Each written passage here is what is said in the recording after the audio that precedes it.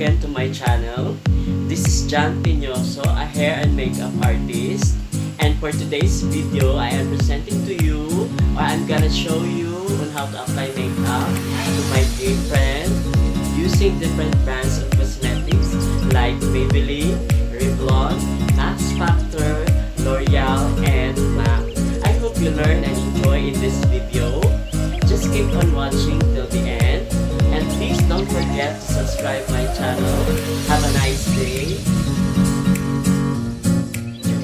Our makeup model is Betty Wangso, my gay friend. I use L'Oreal primer so that it will smoothen out her skin, making it look more polished and even. The primer fills her pores, blurs her blemishes, and gives smoothness to her skin so that her makeup stays longer and doesn't smudge.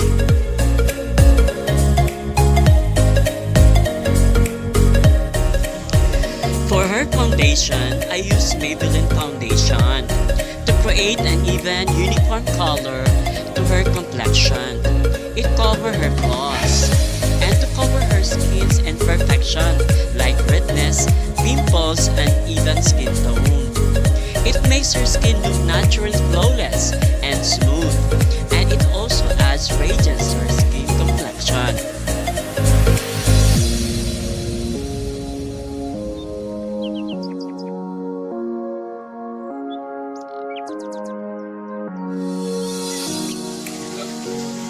I use L'Oreal concealer to hide her small marks or dark areas on her face. It conceals blemishes or discoloration, especially under her eyes.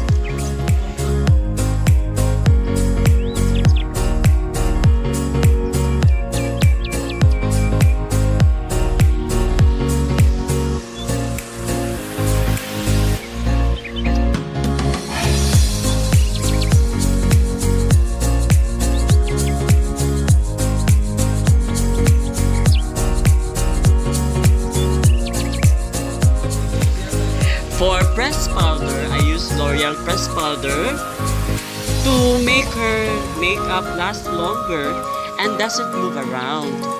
It controls shines.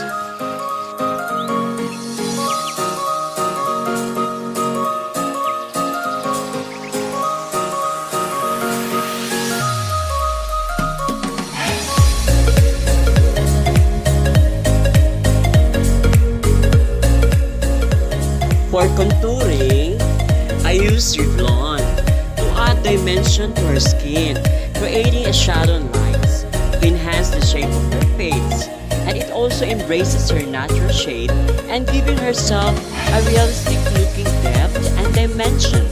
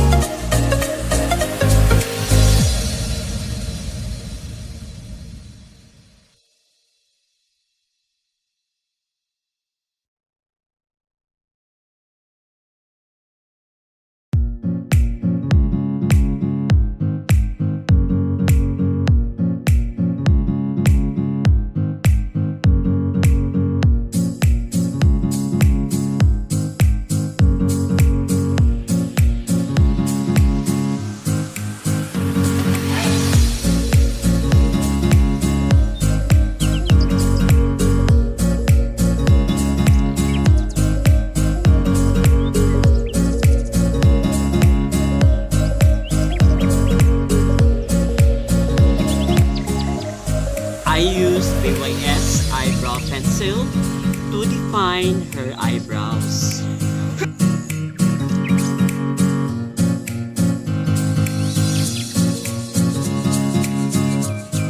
For eyeshadow, I use eyeshadow MAC Cosmetics.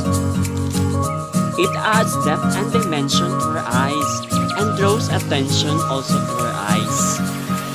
For eyeliner, I use MAXFACTOR eyeliner to enhance her eye shape and to make her lash look lush and draws attention to her eyes.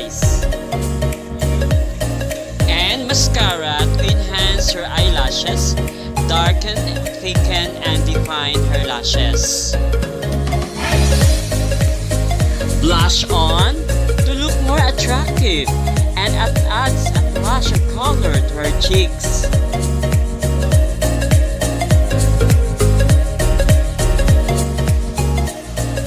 I use L'Oreal lipstick to brighten her smile and define her lips, and it provides hydration, and she feels more confident and powerful and more attractive.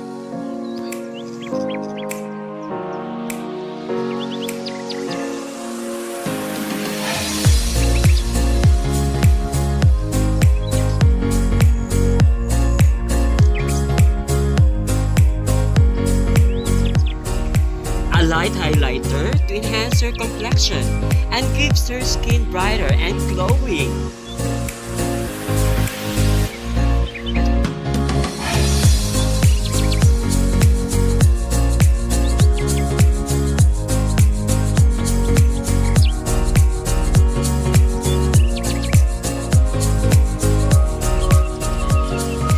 Here's now the result.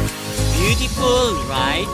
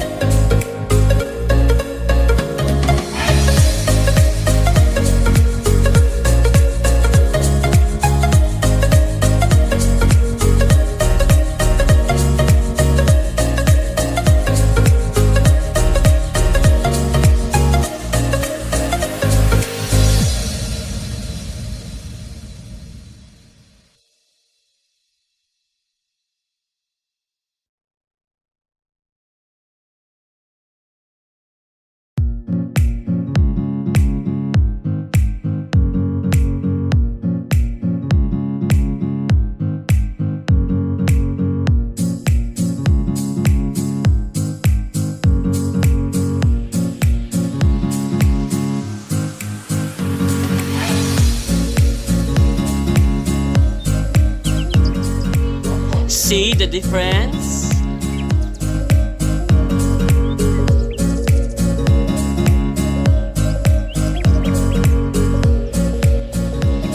Thank you for watching. Please subscribe for more videos.